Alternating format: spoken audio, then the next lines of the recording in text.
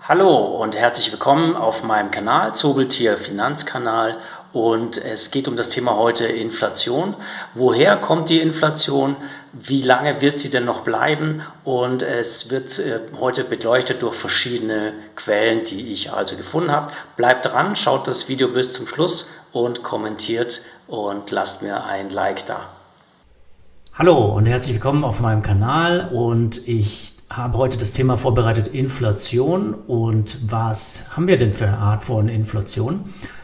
Manche sagen ja, wir haben eine starke Inflation, die also länger noch bleiben wird, und es gibt aber auch Tendenzen und Stimmen, die sagen, die Inflation ist nach 2023, 2024 auch wieder komplett verschwunden. Und einer der Vertreter, der erklären kann, warum wir Inflation haben und woher sie kommt, ist der IWF-Chef Ökonom Olivier Blanchard. Ich habe hier mal den Artikel auf Spiegel Online herausgesucht. Woher kommt die Inflation wirklich, Herr Blanchard? Und der Herr Blanchard ist wirklich eine Koryphäe. Er hat nämlich jahrelang hier als Chefökonom des Internationalen Währungsfonds gearbeitet, nämlich von 2008 bis 2015, und hat auch sehr lange bei dem Massachusetts Institute of Technologies, MIT, gearbeitet in Amerika und dort gelehrt bzw. geforscht für die Themen Makroökonomik.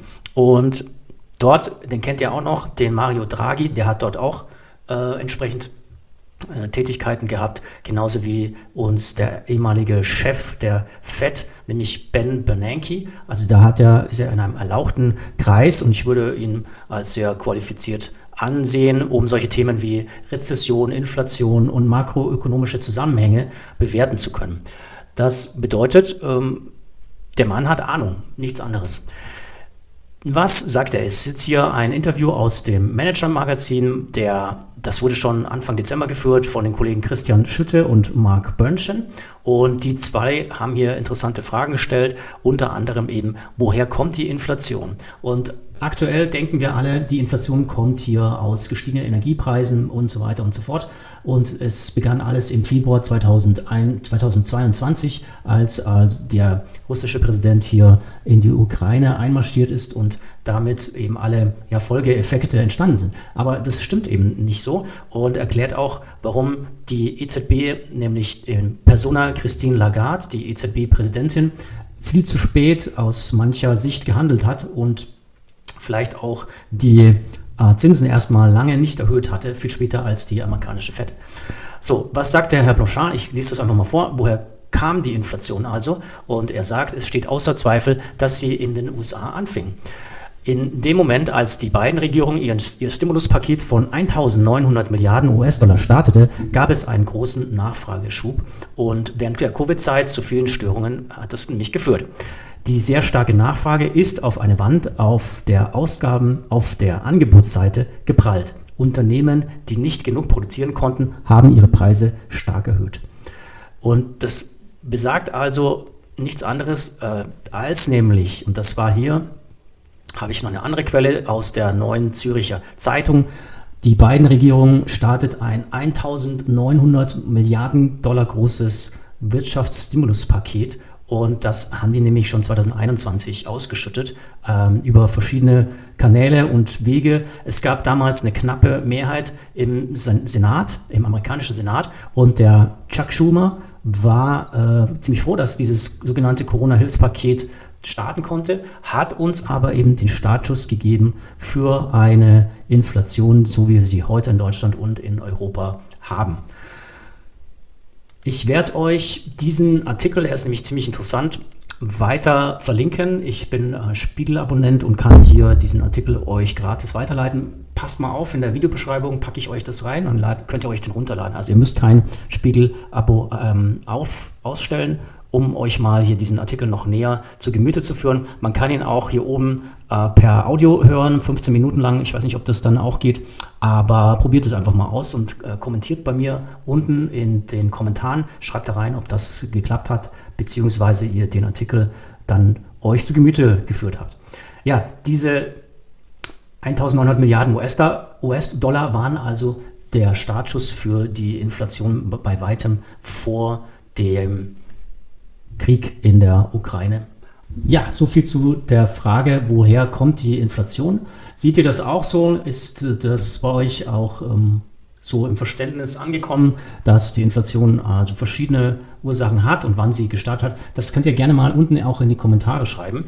Ich gehe nochmal weiter, nämlich gibt es ja noch weitere Erklärungen. Die zweite ist also zu dem Thema Inflation. Was für eine Art von Inflation haben wir? Und hier habe ich also ein interessantes Interview mit dem Wirtschaftsökonom Heiner Flassbeck gefunden und der Mission Money. Und der Peter Blöd hat hier ein Interview geführt, schon im November 2022. Die Schuldenbremse ist eine Illusion und wir laufen in die Rezessionsfalle. Und das hier erklärt Heiner Flassbeck wirklich auf anschauliche Art und Weise, so wie er auch gerne erzählt und diskutiert. Und da schauen wir uns jetzt das einfach mal kurz an, was er hier zu sagen hat. Sein Credo ist also, wir brauchen aufklärende und erklärende Notenbanker. Schauen wir einfach mal rein. Auch einfach mal in das Video von der Mission Money, einem sehr interessanten Interview zwischen Heiner Flassbeck und Peter Blöd von der Mission Money. Und dort erklärt uns Heiner Flassbeck, was also der Unterschied zwischen dem Inflationsprozess und dem Inflationsschock sind und ob wir die jetzt aktuell gerade haben. Also ihr seht hier auf der rechten Seite Heiner Flassbeck und links ist Peter Blöd von der Mission Money. Also vorweg, er kritisiert natürlich auch die EZB und die Handlungs- oder Verhaltensweise gerade aktuell der Europäischen Zentralbank und deswegen beschreibt er das hier so. Ein Mandat, was gar nicht so dumm ist. Sie hat zunächst mal nur die Inflation als Ziel, das ist richtig, es wäre besser, sie hätte wie die FED auch noch Beschäftigung, wäre vernünftiger, ohne Zweifel. Aber sie hat immerhin die Wirtschaft im Auge zu behalten, das ist gar keine Frage. Und sie hat aber Inflation auf mittlere Sicht zu verhindern, um zu verhindern, dass das Vertrauen in die Währung schwindet. Ne? Inflation auf mittlere Sicht ist aber nicht das, was wir jetzt haben, sondern wir haben Inflationsschocks, das sagt ja auch jeder, das ist vollkommen unbestritten. Wir haben Schocks, die zur Inflation geführt, zu Preissteigerungen, ich will das nicht Inflation nennen, zu Preissteigerungsraten geführt haben, aber wir haben eben nicht den Inflationsprozess. Den Prozess, wo sich Preise und Löhne treiben. Ich sage immer, Türkei, schaut in die Türkei, Also, er unterscheidet hier zwischen Inflationsschocks und dem Inflationsprozess. Inflationsschocks bezeichnet er als temporäre Preissteigerung, so wie wir sie seit 2022 also auch kennen und kurz davor mit zum Beispiel im Bereich Energie, Gas und Öl. Und er bezeichnet auch die andere Seite, nämlich den Inflationsprozess, der durch Preissteigerung und dann geforderten, erhöhten Lohn- und Gehaltszahlungen durch die Gewerkschaften sich in eine Spirale nach oben dreht und das sich gegenseitig dann beschleunigt. Und diesen Prozess aktuell haben wir nicht. Das ist, was Heiner Flassbeck hier so versucht herauszustellen. Ja, dieses Interview geht noch viel weiter. Es geht fast eine ganze Stunde. Ich zeige das jetzt nicht alles zusammen, aber ihr könnt ich packe den Link auch unten rein in die Videobeschreibung und da könnt ihr euch das gerne natürlich im Detail weiter anschauen.